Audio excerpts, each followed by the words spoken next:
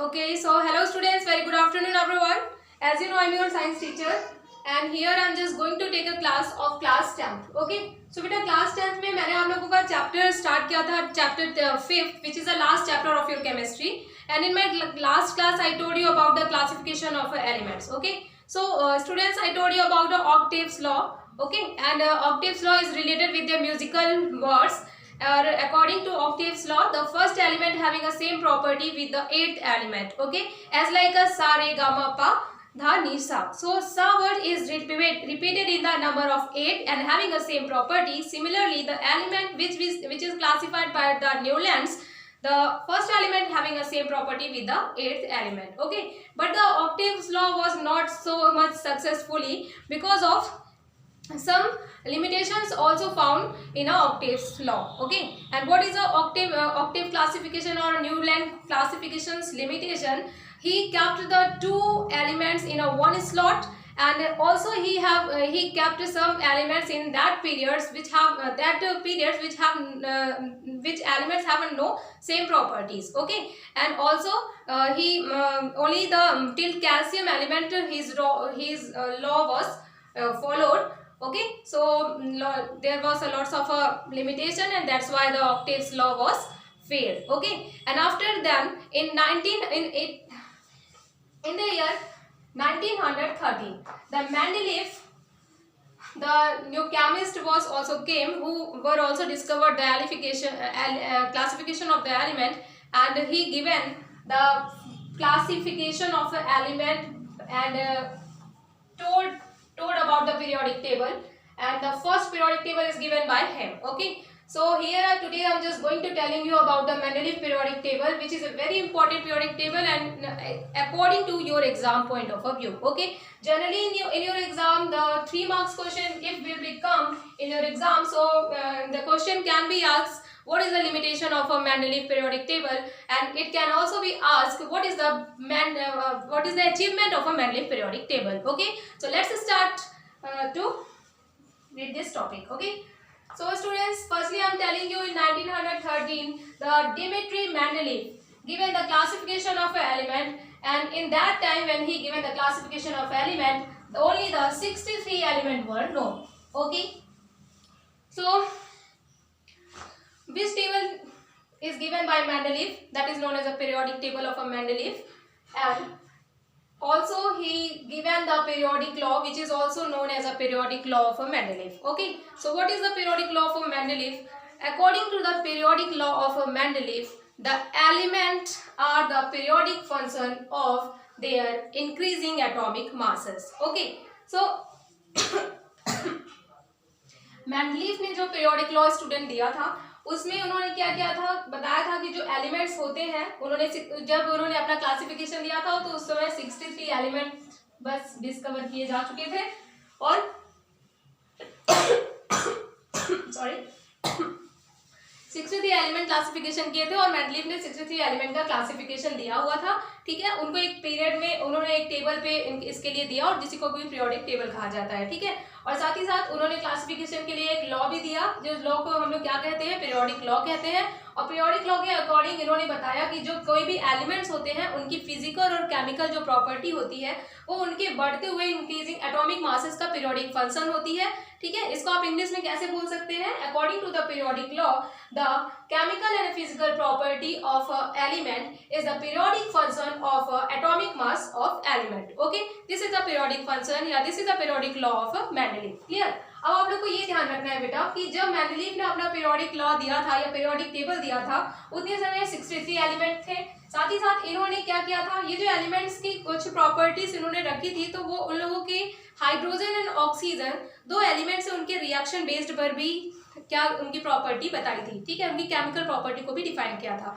ठीक है, इसका मतलब क्या था कि जो इन्होंने पीरियोडिक टेबल दिया था क्योंकि ऑक्सीजन और हाइड्रोजन को इन्होंने रेफरेंस एलिमेंट माना था कि जो एलिमेंट होते हैं वो ऑक्सीजन और हाइड्रोजन से रिएक्शन करके कौन सा कंपाउंड का फॉर्मेशन करते हैं, और इसके अकॉर्डिंग इन्होंने इसको क्या रखा था, इस टेबल पे रखा था. ठीक है, और इसके अलावा इन्होंने क्या किया था, अब ये देखिए मैं यहाँ पे आप लोगों को क्लासिफिकेशन बता रही हूँ, ये पीरियोडिक टेबल है. इन्होंने सबसे पहले, और आप लोग को ध्यान रखना है कि जो मेंडलीव ने पीरियोडिक टेबल दिया था उसमें उसमें टोटल कितने ग्रुप्स थे, तो टोटल उनमें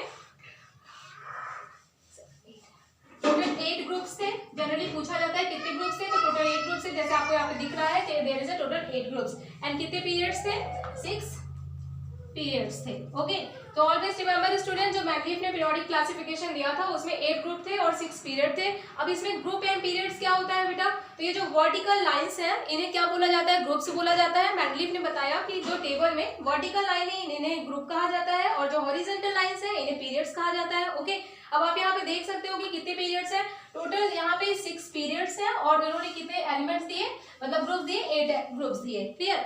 अब यहाँ पे देखिए मैंने क्या बताया कि जो मेंडलीफ ने क्या किया था, उन्होंने हाइड्रोजन एंड ऑक्सीजन को रेफरेंस एलिमेंट माना था और इसी के अकॉर्डिंग इन्होंने जो डिफरेंट एलिमेंट इनके साथ कौन से हाइड्राइड या कौन से ऑक्साइड का फॉर्मेशन करते हैं ये बताया था। ठीक है, तो देखिए यहाँ पे ग्रुप में आपको मैं पीरियोडिक टेबल समझा देती हूँ। यहाँ पे इन्होंने ये ग्रुप लिया था, जैसे 1 2 3 4 5 6 7 8 ये ग्रुप हो गए। इधर साइड आप डाउन साइड में देखेंगे, this is the horizontal lines, तो हॉरिजॉन्टल लाइंस में 1 2 3 उसके बाद 4 5 6 ये पीरियड्स थे। वहाँ पे 4 5 6 को भी इन्होंने 2 सीरीज में, फर्स्ट सीरीज और सेकंड सीरीज में डिवाइड किया था। और अब यहाँ पे देखिए आप लोगों ने पीरियड वाइज हम यहाँ देखते हैं, तो इन्होंने क्या किया था, सबसे पहले ग्रुप के बाद यहाँ पे ऑक्साइड और हाइड्राइड लिखा हुआ है। इसका क्या मतलब हुआ, मतलब ये जो ग्रुप में एलिमेंट्स हैं वो ऑक्सीजन के साथ रिएक्शन करके किस तरह का ऑक्साइड फॉर्मेशन करते हैं। कभी कभी एग्जाम में ऑक्साइड का मैनलीफ पीरियोडिक टेबल के अकॉर्डिंग फर्स्ट ग्रुप के एलिमेंट के ऑक्साइड का फॉर्मूला या हाइड्राइड का फॉर्मूला पूछता है। ठीक है, तो आप लोग याद रखिएगा ऑक्साइड का, यहाँ पे ऑक्साइड का फॉर्मूला क्या हुआ, R2O हो गया फर्स्ट ग्रुप के लिए, और हाइड्राइड का फॉर्मूला क्या हो गया, RH हो गया। अब इस यहाँ पे हाइड्राइड और ऑक्साइड का मतलब क्या है, कोई भी एलिमेंट जब हाइड्रोजन से रिएक्शन करती है तो हाइड्राइड का फॉर्मेशन करती है और जो ऑक्सीजन से रिएक्शन करती है तो ऑक्साइड का फॉर्मेशन करती है। क्लियर। अब देखिए तो यहाँ पे जैसे उन्होंने जो भी एलिमेंट था, जैसे यहाँ पे सपोज करिए हाइड्रोजन है, ठीक है, या फिर लिथियम है, तो लिथियम हाइड्रोजन से जब रिएक्शन करेगा तो लिथियम के हाइड्रोजन का या हाइड्राइड का फॉर्मूला क्या हो जाएगा, LiH हो जाएगा। ठीक है, RH के अकॉर्डिंग हमें देना है। और अगर ऑक्साइड का फॉर्मूला पूछा जाएगा फर्स्ट ग्रुप के तो क्या हो जाएगा, वो R2O है, तो इसी के अकॉर्डिंग लिथियम का ऑक्साइड का फॉर्मूला क्या हो जाएगा, L2O। ठीक है, ऐसा बताया। अब देखो तुम लोग इस तरीके से ग्रुप 2 के ऑक्साइड का फॉर्मूला क्या हो गया, RO हो गया, R की जगह में ग्रुप 2 के एलिमेंट्स होंगे। ठीक है, और जो हाइड्राइड का फॉर्मूला क्या हो जाएगा, वो डाइहाइड्राइड बनाता है, तो RH2 हो गया। उसके बाद थर्ड में अपन चलते हैं, तो यहाँ पे देखिए थर्ड ग्रुप के जो एलिमेंट होंगे वो क्या करेंगे, वो R2O3 फॉर्मूला बनाएंगे ऑक्साइड का। ठीक है, या ड्राई ऑक्साइड बनाएंगे, और जो हाइड्राइड बनाएंगे वो ट्राई हाइड्राइड बनाएंगे। क्लियर। अब ये बेटा क्या होता है, ये वैलेंसीज के अकॉर्डिंग होता है। आप लोगों ने 9th क्लास में वैलेंसी पढ़ा होगा तो आप लोग को थोड़ा सा समझ में आ रहा होगा। उसके बाद अपन लोग ग्रुप 4 में चलते हैं, तो बेटा ग्रुप 4 के जो एलिमेंट्स होते हैं वहाँ पे देखिए वो ऑक्साइड कैसा बनाते हैं, डाइऑक्साइड का फॉर्मेशन करते हैं। जैसे हम बात करें ग्रुप 4 में कार्बन का, तो आप लोग को पता है कार्बन डाइऑक्साइड फॉर्म होता है, CO2 है ना, तो इसी तरीके से सिलिकॉन डाइऑक्साइड का फॉर्मेशन होता है। ठीक है, और इस तरीके से अगर हम हाइड्राइड की बात करें तो कार्बन इनकी वैलेंसी 4 होती है, तो वो टेट्रा वैलेंसी शो करते हैं, इस तरह से ये क्या है, टेट्रा हाइड्राइड का फॉर्मेशन करेंगे। उसी के बाद 5th में अपन आते हैं, तो 5th ग्रुप के एलिमेंट जैसे नाइट्रोजन फॉस्फोरस ये पेंटाऑक्साइड का फॉर्मेशन करते हैं। ठीक है, इसी तरीके से अगर हम इनके हाइड्राइड का फॉर्मूला देखें तो ये ट्राई हाइड्राइड का फॉर्मेशन करते हैं। ठीक है, इसी तरीके से अपन लोग 6 में चलते हैं, 7 में चलते हैं, 8 में चलते हैं, तो ये फॉर्मूले लिखे हुए हैं। तो एग्जाम में 1 नंबर में क्वेश्चन आता है कि group according to the Mendeleev periodic table what is the hydride and oxide formula of a group 5th element.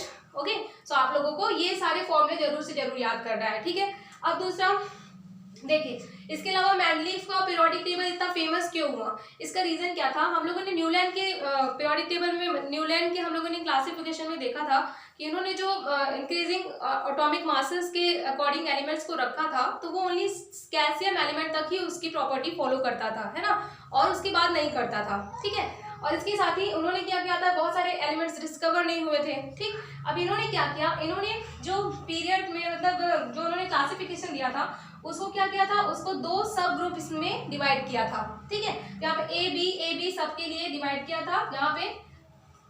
उसके बाद फिर इन्होंने क्या किया था, जो एलिमेंट नहीं डिस्कवर किए हुए थे उसके लिए क्या कर दिया था, स्पेसेस भी छोड़ दिया था। ठीक है, कि ऐसा नहीं था कि कोई पहले एटॉमिक मासेस मतलब आ रहा है तो उसको पहले रख दिया है। इन्होंने क्या किया था, एक अनुमान लगा करके, एस्टिमेशन कर करके जो आने वाले आगे के एटॉमिक मासेस वाले एलिमेंट्स हैं उनको जो डिस्कवर नहीं किए हुए थे, ठीक है, उनको क्या कर दिया गया था, उसके लिए गैपिंग कर दिया था।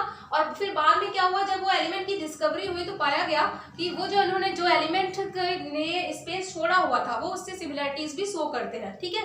तो इस तरह से काफी ज्यादा उनका फेमस हुआ। उसके बाद फिर उन्होंने क्या किया था, यहाँ पे जैसे ए वाले जब ग्रुप में इन्होंने hydrogen, lithium, sodium, potassium, rubidium, caesium, ये ए वाले सब सेट में इन्होंने डिवाइड किया था, तो ये सारे के ग्रुप की प्रॉपर्टी सेम थी।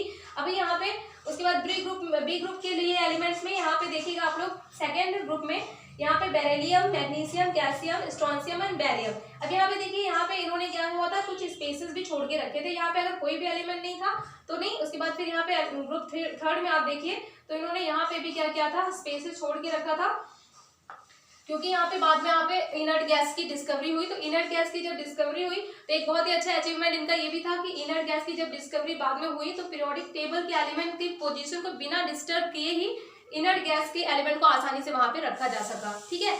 अब उसके बाद फिर आप लोग थर्ड पीरियड में देखिए मैग्नीशियम, एल्यूमिनियम से यहाँ पे सिलिकॉन, ये सब रखा गया है। यहाँ पे देखिए एक चीज और है कि यहाँ पे एल्यूमिनियम के बाद में ये जो एल्यूमिनियम हमारे ए सब ग्रुप में आता था, तो यहाँ पे ए में एल्यूमिनियम के नीचे गैलियम और यहाँ साइड में बी सब ग्रुप में स्कैंडियम को यहाँ पे रखा गया है। और देखो यहाँ पे गैपिंग इसलिए की गई थी कि स्कैंडियम, ये सब पहले एलिमेंट डिस्कवर नहीं हुए थे, इसको क्या कर लिया था, बाद में डिस्कवर किया गया। तो बाद में पता चला कि ये क्या होते हैं, इन सारे एलिमेंट में, जैसे ये स्कैंडियम हो गया, यट्रियम हो गया, इन सब में क्या होती है, सिमिलरिटीज होती है, ठीक है। उसके बाद फिर यहाँ पे गैलियम रख गया, इंडियम रख गया, टाइटेनियम, इन सब की डिस्कवरी बाद में हुई। और बाद में क्या हुआ, इनका जो पोजीशन रखा गया, जैसे boron, aluminium, gallium, indium, titanium, इनमें सिमिलरिटीज होती है। उसके बाद ये जो सेकेंड ग्रुप में इन्होंने रखा था स्कैंडियम, यट्रियम एंड लैंथियम, इन सबको बाद में डिस्कवर किया गया तो इन सब की प्रॉपर्टीज भी सेम मिलती थी, ठीक है। और ये एल्यूमिनियम का ये जो यहाँ पे इका-1 एल्यूमिनियम, इका बोरॉन भी बोला गया, ठीक है। बाद में जो डिस्कवरी किए गया इसके सब ग्रुप में, उसको भी क्या किया गया, उसमें देखा गया कि उनकी प्रॉपर्टी सेम होती है एलिमेंट की, ठीक है। इसी तरीके से अब यहाँ पे देखिए कार्बन है या silicon, germanium, tin and lead, इनकी प्रॉपर्टी सेम होती है। और जैसा एक बी ग्रुप में यहाँ पे देखिएगा कि एलिमेंट डिस्कवर जो किए गए थे बाद में, उनकी प्रॉपर्टी क्या हुई, सेम ही पाई गई, ठीक है। अब उसके बाद फिर यहाँ पे क्या था, ग्रुप 8 में यहाँ पे उन्होंने क्या किया था, जो मेटल्स ढूंढे हुए थे, जो उन्होंने ग्रुप 8 के अंदर रखे थे, यहाँ पे आयरन, कोबाल्ट और निकिल, रुथियम, रेडियम, प्लैटिनम, ये सारे की प्रॉपर्टी भी क्या हुई थी, सेम हुई थी, ठीक है। तो ये एक तरीके से इनका अचीवमेंट था कि आसानी से इन्होंने क्या किया था कि जो एलिमेंट डिस्कवर हुए थे वो आसानी से उनको, मतलब जो पहले डिस्कवर नहीं हुए थे उनके लिए स्पेस रख दिया गया है ना, एम्प्टी स्पेस छोड़ दिया गया। और बाद में जब वो डिस्कवर हुए तो वो एकदम उसके एटॉमिक मासेस के अकॉर्डिंग उस पर्टिकुलर प्लेस में फिट हुए और उसके अकॉर्डिंग सारे एलिमेंट की प्रॉपर्टी भी क्या हुई, सेम हुई, ठीक है। ये इनका अचीवमेंट था। दूसरा अचीवमेंट ये बढ़िया था, इनके हाइड्राइड और ऑक्साइड का फॉर्मूला उन्होंने दिया था इस बेस पर, ठीक है। तीसरा एक क्या था, एक इनर्ट गैस का, जैसे मैंने बताया कि इनर्ट गैस की जब डिस्कवरी हुई तो इनके पोजीशन को बिना डिस्टर्ब किए इनर्ट गैस को आसानी से पीरियोडिक क्लासिफिकेशन में क्या किया जा सका, पीरियोडिक टेबल पे रखा जा सका, ठीक है। तो ये कुछ इनके क्या थे, मेरिट्स थे। अब इसके बाद इनकी कुछ डिमेरिट्स भी थे। हालांकि मैंडलीव पीरियोडिक टेबल काफी ज्यादा फेमस हुआ क्लासिफिकेशन के लिए, है ना, इन्होंने एटॉमिक मासेस के अकॉर्डिंग दिया था, ठीक है। तो काफी चीजें इनके इस तरीके से केमिकल और फिजिकल प्रॉपर्टी सेम रही। लेकिन बाद में क्या हुआ, कुछ और साइंटिस्ट आए, जैसे मॉडर्न पीरियोडिक टेबल भी दी गई बाद में इसके आगे। तो ऐसा इसलिए हुआ क्योंकि मैंडलीव पीरियोडिक टेबल में कुछ मतलब डीमेरिट्स भी थी, कुछ लिमिटेशन भी थी, ठीक है। अब देखो लिमिटेशन क्या थी, सबसे पहले जो हाइड्रोजन की पोजीशन को लेकर के लिमिटेशन थी, ओके। देखो बेटा, हाइड्रोजन जो होता है ये क्या होता है, हाइड्रोजन जनरली क्या करता है, ग्रुप 17 के साथ और ग्रुप 14 इन दोनों के साथ क्या करता है, एक सिमिलरिटी शो करता है, ठीक है।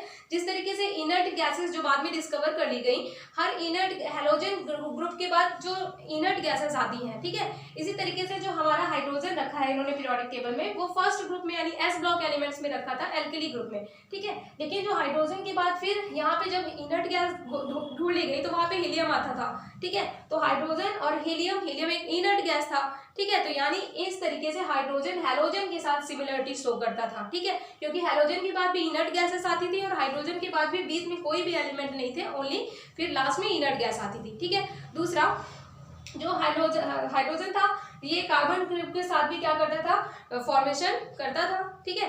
बॉन्ड फॉर्मेशन करता था, कोवैलेंट बॉन्डिंग फॉर्मेशन करता था, ठीक है। लेकिन जनरली क्या है, इसकी जो पोजीशन रखी गई थी वो एस ब्लॉक एलिमेंट में रखी गई थी, क्योंकि इसकी वैलेंसी 1 थी, यानी ये एल्कली मेटल से भी क्या करता था, समानता रखता था, ठीक है। तो इस तरीके से यहाँ पे क्या देखा गया कि जो इसीलिए जो हाइड्रोजन एलिमेंट है उसको मेंडलीव पीरियोडिक टेबल में इसको क्या बोला जाता है, आवारा तत्व बोला जाता है। ये जनरली कभी कभी ऑब्जेक्टिव क्वेश्चन में आता है, because of the position of the hydrogen is not decided. Okay, so Mendeleev periodic table की यही सबसे पहली लिमिटेशन थी कि इन्होंने हाइड्रोजन की पोजीशन को डिफाइन नहीं कर पाए कि एग्जैक्ट पोजीशन हाइड्रोजन की क्या होगी, ठीक है।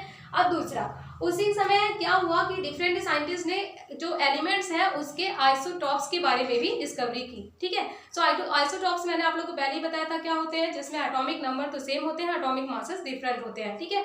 तो जो आइसोटॉप्स डिस्कवर की गई, तो मेंडलीव ये नहीं बता पाए कि इन आइसोटॉप्स को इस पीरियोडिक टेबल पर कहाँ रखा जाएगा, ठीक है। तो ये भी इसकी एक लिमिट्स थी, ओके। और ठीक है, तो ये मेन 2 लिमिट्स थी इनकी। और अब यहाँ पे क्या है कि आप लोग को जनरली से क्वेश्चन क्या क्या आता है वो चीज आपको मैं बता दूं पॉइंट वाइज। आपको सबसे पहले ये ध्यान रखना चाहिए कि मेंडलीव पीरियोडिक टेबल में कितने एलिमेंट्स हैं, तो वो आपको याद होना चाहिए। इसके अलावा इनका पीरियोडिक लॉ क्या कहता है, तो पीरियोडिक लॉ इनके एटॉमिक मासेस पर बेस्ड है। इनके हाइड्राइड एंड ऑक्साइड का फॉर्मूला आपको याद होना चाहिए, हर ग्रुप का कितने पीरियड्स हैं, कितने ग्रुप्स हैं, ये आपको याद होना चाहिए। उसके बाद एक और क्वेश्चन इसमें बनता है, इनकी लिमिटेशन से इंपॉर्टेंट क्वेश्चन बनता है। सो इतना मिलाकर के अगर 5 मार्क्स का आपको टोटल क्वेश्चन आता है तो इसमें ये सारी चीजें इंक्लूडेड होंगी, ठीक है। अगर 1 नंबर का क्वेश्चन आता है तो ये आपका इस तरह से छोटे छोटे क्वेश्चन जैसे कितने एलिमेंट्स हैं ये सब के बारे में पूछेगा, ओके। और अगर 3 मार्क्स का क्वेश्चन आता है बेटा तो इसमें डायरेक्टली पूछता है what is the limitation on merits of a Mendeleev periodic table, okay. So this is all about of my today's class, and this is ending of my today's class, okay. So thank you and have a nice day.